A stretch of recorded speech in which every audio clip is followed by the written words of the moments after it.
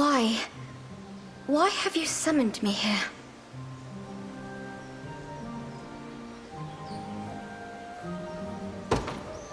I'd like you to have the ring of the maiden. I don't deserve such an honor.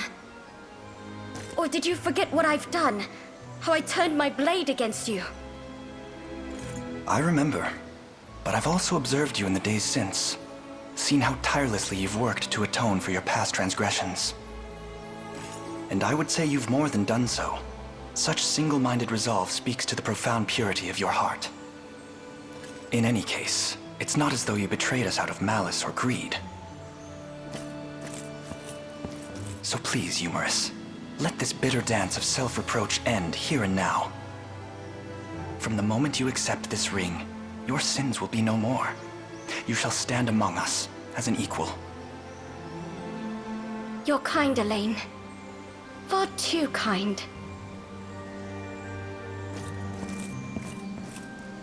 But I do like that about you. I accept your offer. I promise to never leave your side from this day forward, neither in battle nor in life. And I the same.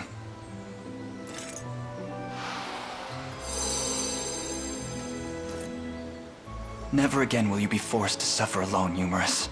Not while I still live and breathe. Thank you, Elaine.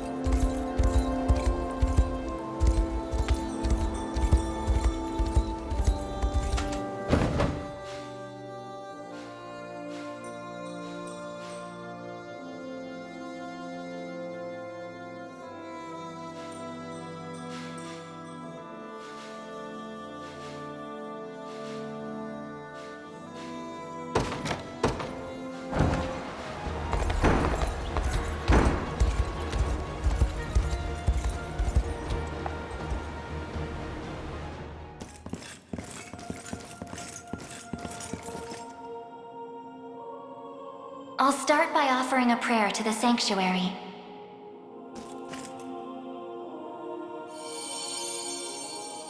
He who bears the ring of the unicorn, present its grandeur before me.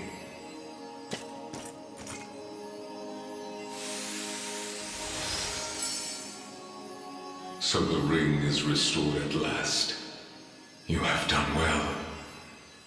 If I may ask a question. You said that if we wish to match Galerius's might, we would first need to unbind the ring's power. But I wonder, why did you bid us return here after? That I may bestow upon you the power of cleansing, accumulated within these walls over the passing of centuries. Do you imply the renewed ring is not enough to defeat him? It is not. If you wish to bring such events to bear, you must usher the souls of Zenoira's people to their long-awaited salvation. The Zenoira of old was an ancient kingdom, said to have fallen in a single cursed night. What do its denizens have to do with this? The night you allude to was that of failed ceremony, one in which they relinquished their corporeal forms.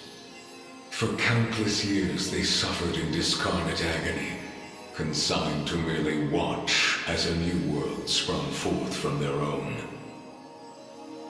As you may expect, the weaker-hearted among them succumbed first to madness, then to an unyielding, rabid lust for evil.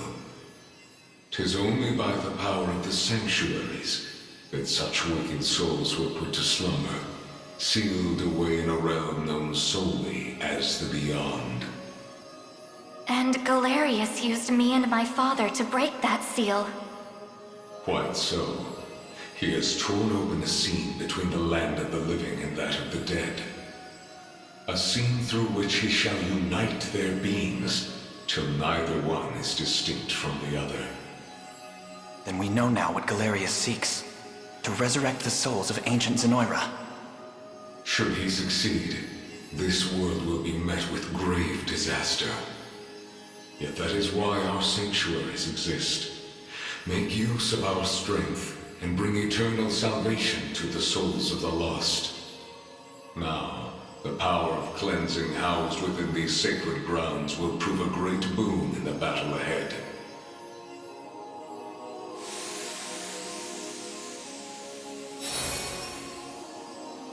Your will is mine own, righteous Prince of Cornea. The ring's gotten stronger, Elaine. I can feel it. Ringbearer, the sanctuaries of Fevreth further seek your call. Deliver your presence unto each in turn, that we may aid you when the fated time arrives.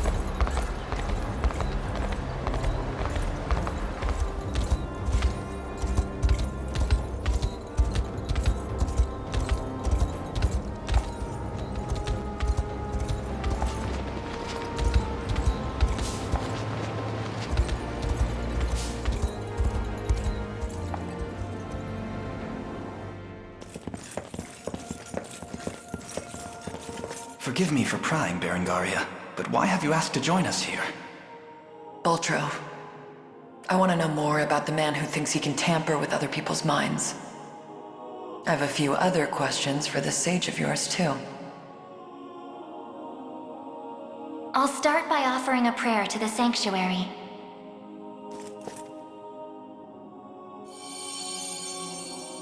He who bears the ring of the unicorn, present its grandeur before me.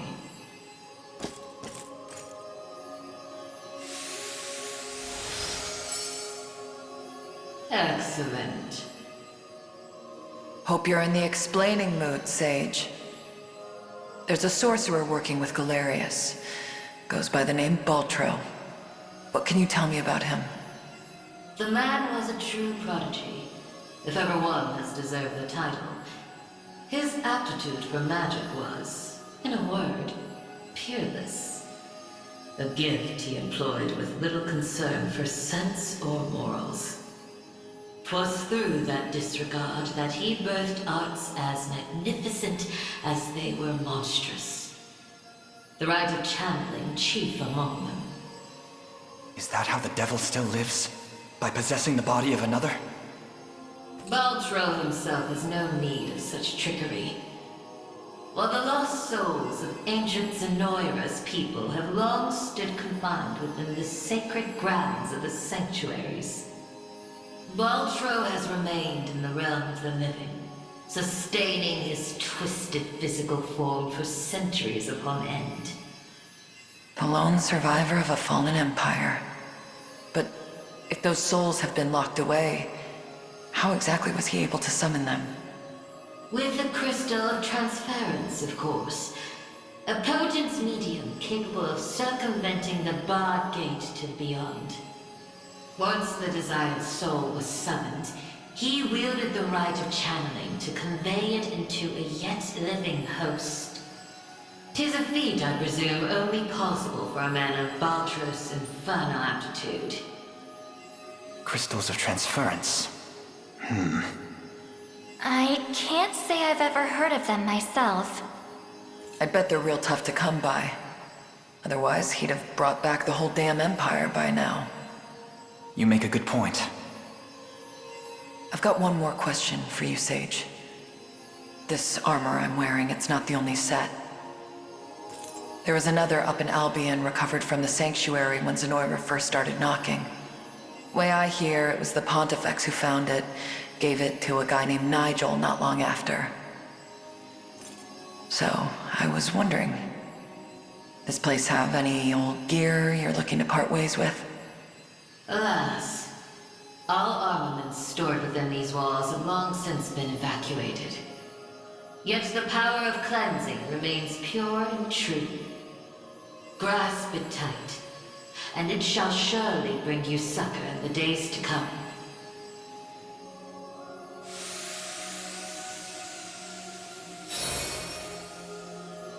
Your will is mine own, righteous Prince of Cornea. The ring's gotten stronger, Elaine. I can feel it. Ringbearer, the sanctuaries of Fefrith further seek your call. Deliver your presence unto each in turn, that we may aid you when the fated time arrives.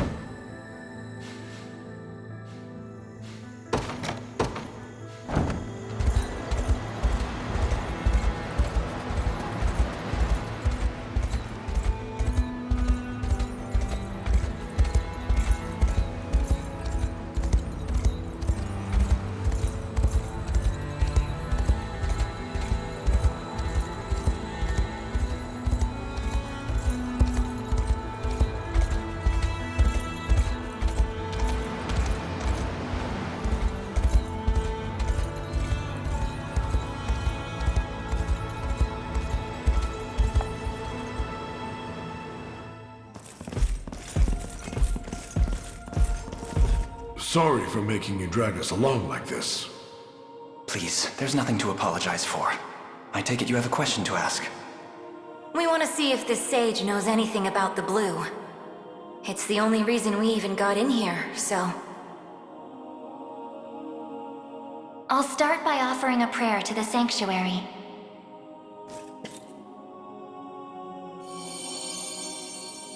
He who bears the ring of the unicorn, present its grandeur before me.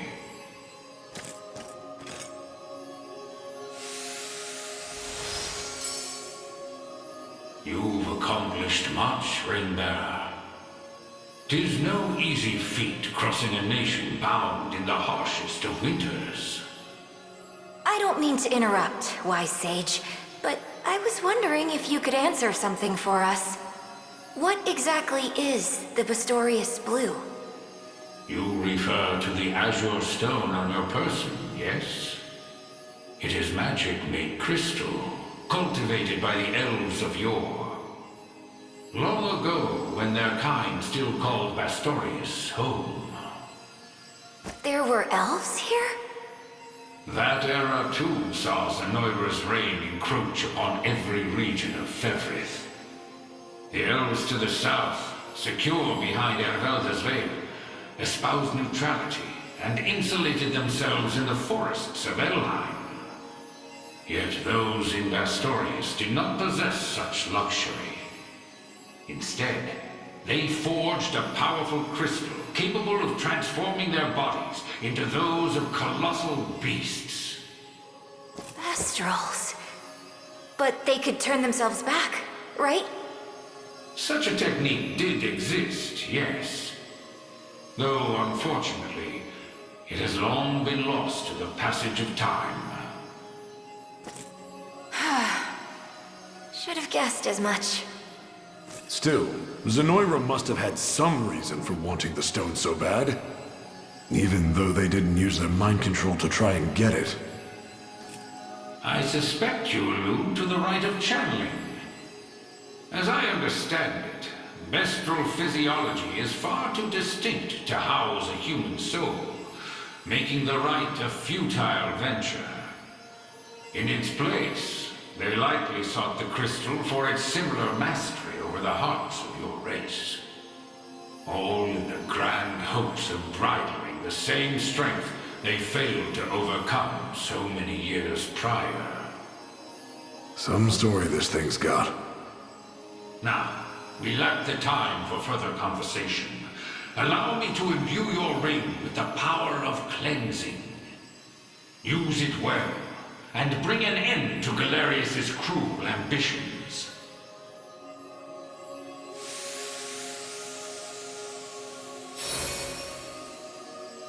Your will is mine own, righteous Prince of Cornea.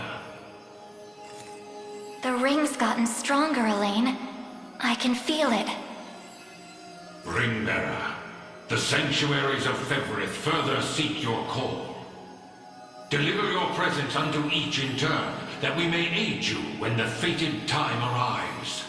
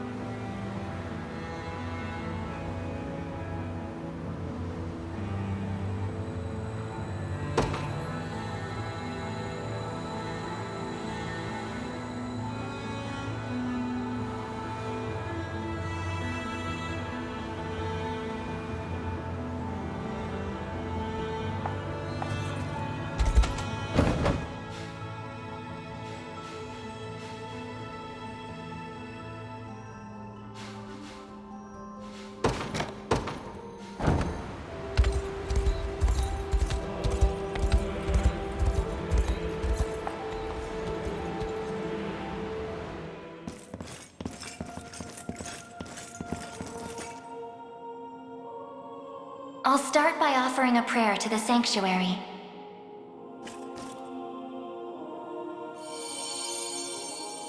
He who bears the ring of the unicorn, present its grandeur before me.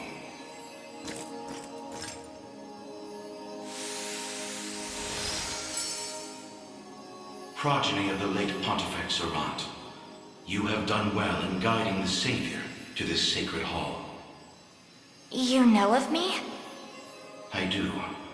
Your father, under compulsion of Baltro's magic, destroyed the seal sheltered upon these grounds. A regrettable fate indeed. Excuse me the question, wise sage. Why is it that those of the pontifical lineage are able to break the sanctuary seals? 'Tis a tale even older than the Orthodoxy itself. But that's over 800 years. Indeed. I speak of ancient Zenoira and their sorcerer's quest for might beyond mortal bounds. A pursuit which brought them to Palavia and the holy power of the almighty unicorn. Enraptured by its supreme brilliance, they began to experiment, using the citizens of Albion as their subjects. In time, those experiments birthed a new race entirely. The population you know as angels. That's impossible. Yet their only distinguishing feature were the wings on their backs, a mark of failure for the sorcerers who conceived them. The experiments continued unceasingly, but only one success emerged. A man capable of divine wonder. The first Pontifex. Yes, and the gift he bore was the means to lay wandering souls to eternal rest. But how does that relate to the seals? The purpose of Fevrith's sanctuaries is twofold. The first is to soothe the vengeful spirits of old Zenoira. The second is to accumulate an energy most sacred, the power of cleansing. Galerius impelled your father to set loose the souls bound to this sanctum, to break its seal as you know it. In so doing, he divested these grounds of one of their vital duties. But the other, the power of cleansing housed within, still remains undefiled by wicked intent. My father must have foreseen the breaking of the seals all those years ago. Which explains why he asked you to one day guide me here. To impart the power of cleansing upon my ring, so that we may stop Galerius before it's too late.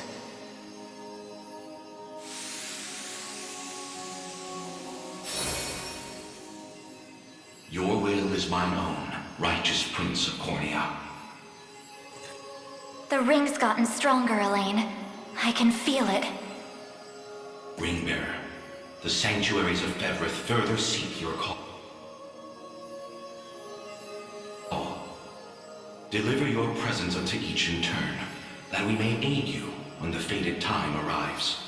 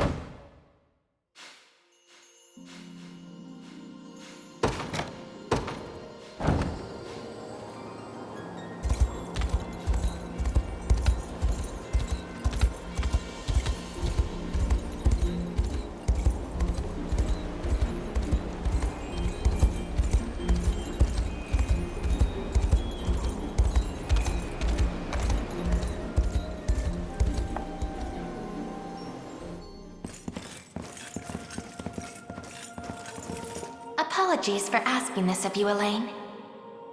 It's merely that I'd like to make an inquiry regarding the nature of these sanctuaries. Please, your presence is more than welcome. We'll ask the sage together. I'll start by offering a prayer to the sanctuary.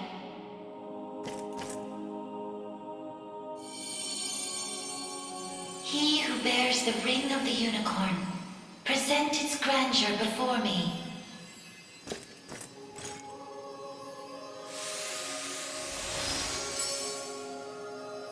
Beside you stands the Turanos of Elheim. The ring of the unicorn would remain ever bound were it not for you. Or for your ancestors, who conveyed the rite of covenant through a great many generations. For that,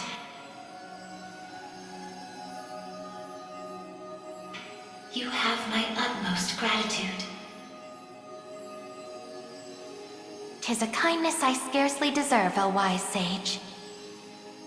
But if I may, I wish to ask a question of you. For what purpose were these sanctuaries constructed? To house errant, wandering souls, those of the fallen Zenoiran Empire. Yet that raises another question still. How is it that Zenoira met with ruin? 'Twas an act of hubris immeasurable. In search of the forbidden gift of immortality, their sorcerers made sacrifice of a divine being, the great and noble unicorn. Such vile disregard for the natural world. Indeed, and greed only drove them further from their own humanity. Amidst the slaughter, they sought to elicit the creature's purifying energy, and in so doing, break free of the shackles of mortality. Yet the cleansing fires of the unicorn glow impossibly bright, violent in their rejection of vice and villainy. For the wicked-hearted to harness such a power as their own would be a contradiction of its very purpose. 'Twas a miscalculation of the most fatal ilk. With the beast's dying embers, the fury of the unicorn struck Zenoira's people. Their skin burned, their flesh was rent from their bodies, and their souls were condemned to wander for the rest of eternity. How horrible. 'Twas the greatest irony, then, that the rite proved a success in the end. From the ashes of tragedy rose but one survivor. A single girl, capable of communion with the divine unicorn her countrymen had so cruelly defiled. Aside the Pontifex of Albion and the elven Turanos, she set forth to deliver peace to the restless souls of Zenoira's citizens. A venture which saw them construct 6 sanctuaries spread through every land of Fevrith. Upon its completion, she rallied those loyal to her cause and founded a new nation, Cornea, of which she would become the first queen. And with the spirits of her brethren pacified at last, she relinquished the power she had never once wished to receive. 'Twas then that it was severed in twain, each half laid into a sacred relic, symbolic of her tale. The ring of the unicorn. And that of the maiden. Then the reason this ring answers to me alone is the royal blood flowing through my veins. Quite so. Your heart is that of the unicorn, fated to commune with a maiden true and fair.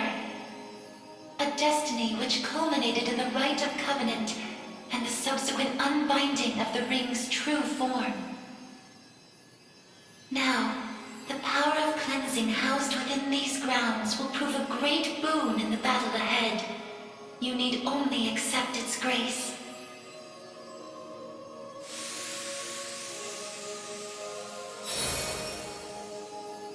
Your will is mine own, righteous Prince of Cornea. The ring's gotten stronger, Elaine. I can feel it. Ringbearer, the sanctuaries of Fevrith further seek your call. Deliver your presence unto each in turn, that we may aid you when the fated time arrives.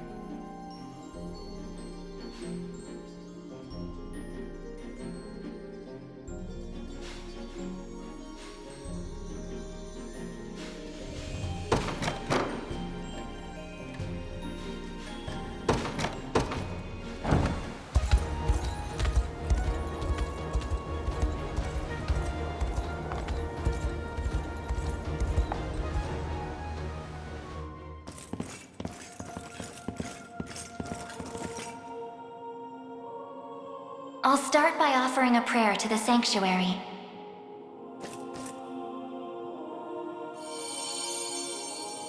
He who bears the ring of the unicorn, present its grandeur before me.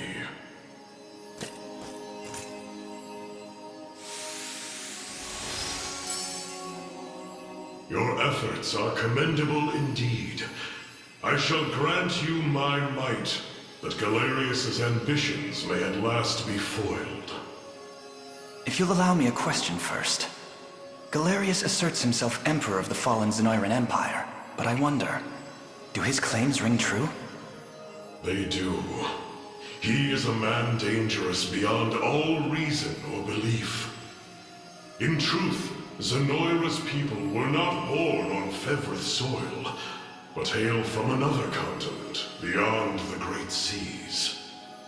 Their populace enjoyed countless years of peace and prosperity, ushered in by magical advancements of the highest order. Yet, after a contested succession sparked civil war, the very magic which once enhanced their lives now stole them away instead. And by the day Galerius emerged victorious, Zenoira was naught but barren wastes, inhabited chiefly by the corpses of the damned. Faced with such cold conclusion, most would have considered him a king absent a kingdom. Yet Galerius would not be denied his reign. Mustering what few pitiful subjects remained in the realm of the living, he set off to seize a new shore as his own, Fevrith. Then the ancient Zenoira we're familiar with was actually an invading army from a far-off continent. The modest fiefdoms which dotted Fevrith could but thrash and flail beneath Galerius's insurmountable might.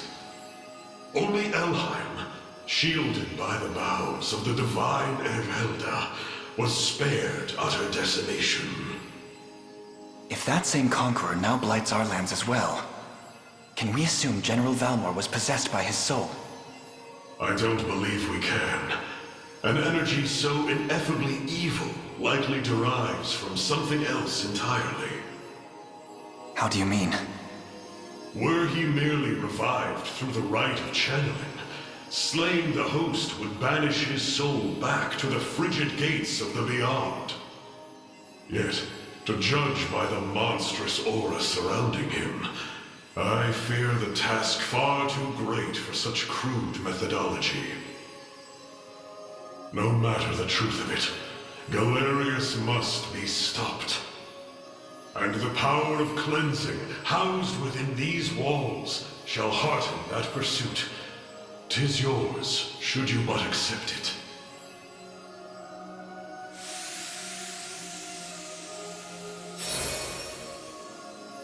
Your will is mine own, righteous Prince of Cornea.